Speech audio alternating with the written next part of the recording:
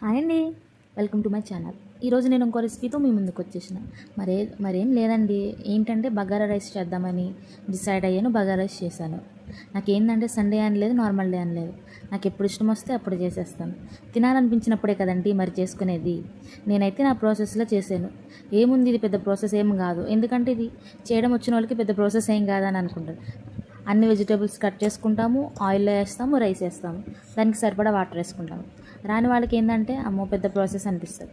చిన్నగా మనం చేయడం స్టార్ట్ చేస్తేనే మనకి వస్తుంది. అందుకే నేనైతే నా స్టైల్లో చేసినానండి. నాకైతే మంచిగా నచ్చింది.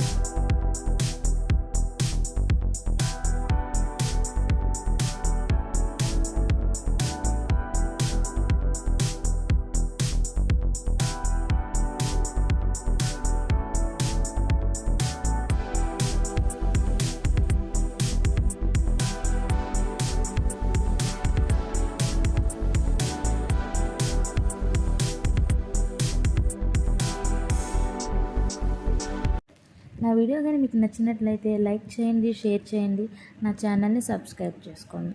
మరెన్నో వీడియోల కోసం ఎదురు చూస్తూ ఉండండి. Thank you. Bye bye.